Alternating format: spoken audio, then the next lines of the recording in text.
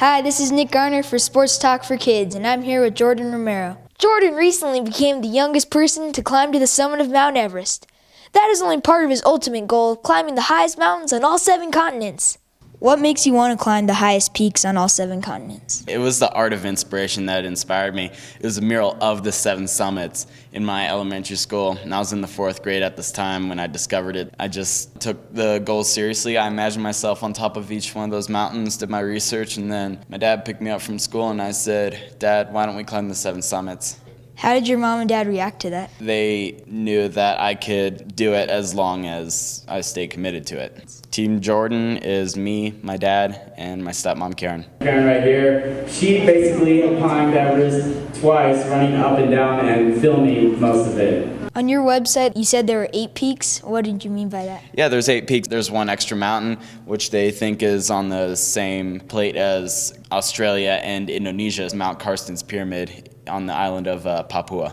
We trained for 1 year, climbed the first mountain, Mount Kilimanjaro. I was only 10 years old, highest mountain in Africa. From that point on, I was able to accomplish Mount Kosciuszko, highest mountain in Australia, Mount Elbrus, highest mountain in Europe at 18,500 feet, then the highest mountain in the world outside of the Himalayas, Mount Aconcagua, highest mountain in South America, down in Argentina, 22,800 feet. Mount McKinley in Alaska, highest mountain in North America, 20,320 feet. Mount Karstens in Indonesia on the island of Papua, 16,023 feet. And then Mount Everest, highest mountain in the world on the border of China and Nepal, 29,035 feet. Over the past 2 years, seeing the mountain for the first time, my thought was, wow, big mountain. Lots of, we're going to spend a lot of time on this mountain. Second thought was during the middle of the climb, I was thinking, I don't know if we're going to do this. We're just sitting in our tents drinking tea and waiting for the weather to clear up. And then finally, as we're just approaching the summit, and I remember, you know, after we had done the second and hardest step, which was climbing up a ladder, we got to the top of those ladders. The sun was rising, and then you look behind, that summit pyramid is right there, and it's orange. It's amazing. And I remember just sitting on top. My dad just climbs up the ladder, and I said, "Hey Dad, look behind me." And that was it. And from there, we're just crying, and we know that we are going to make it. So it was a lot of confidence as we got nearer to the top. What's going through your mind as you're on top of the summit? The first mountain, for example, I would have said 1 down, 6 to go. So for Everest, I said like 6 down, 1 to go. It was a feeling of not caring about like the record, which of course wasn't the reason why we climbed.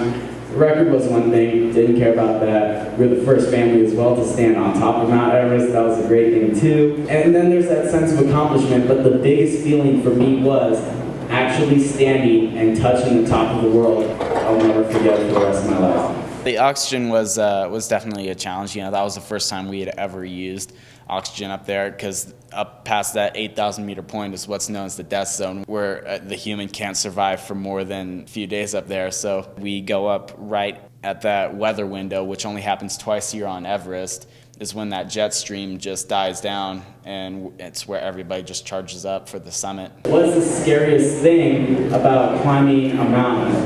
It depends on the mountain, and there are some parts where the climb can be really steep, and know that if you slip, or if you forget a knot, or if you are playing it dumb up there, then the consequences can be fatal.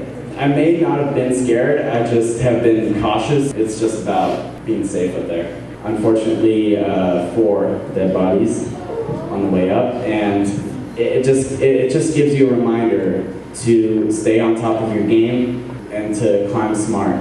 How did you prepare to climb Mount Everest? We just trained as hard as we could, just up here in Big Bear, you know, where we live. We have the mountains right in our backyard, and we got the beautiful lake right there. Do some kayaking, stand-up paddling. I ski a bunch, and I'm on the cross-country team right now. I love the cold. I love winter. Just love the snow. It's the training right there. What does it mean to you to hold the world record for the youngest person to climb Mount Everest? It means I'm the youngest person in the world to climb Mount Everest, at 13 years old. What do you think about people who say you're too young and shouldn't be allowed to try these difficult climbs? All I have to say is it's done now. Do you feel any differently about yourself since you've accomplished many of your goals? Even though I had done that, that may have changed my life a lot and for my future, but right now I just don't feel different. I'm just a freshman at Big Bear High, and How do your friends treat you now that you've done that?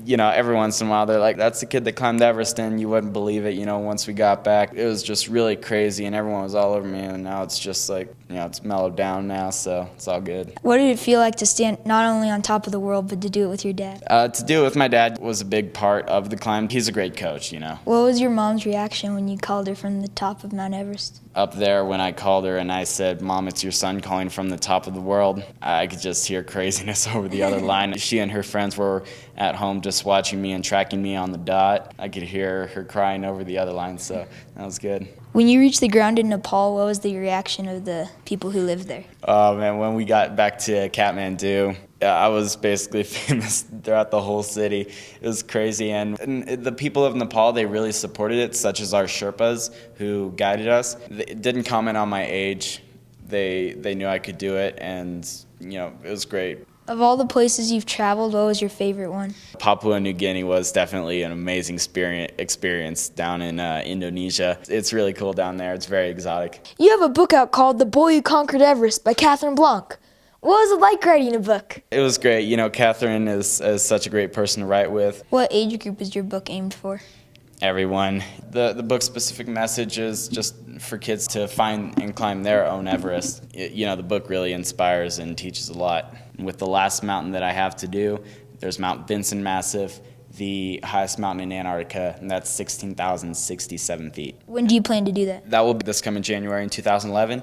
That'll be the last mountain of all the 7 summits, and number 8, coldest mountain on Earth, kind of a ski expedition. How do you keep up on your schoolwork while you're going across the world? Yeah, up on Everest, I was doing algebra up there. Maybe it made the trip a little, maybe 10% less fun, but keeping up on my schoolwork, that's still very important to me. What are your goals after you've climbed all 7 peaks? One other goal of climbing the highest point on every state, climbing all 50.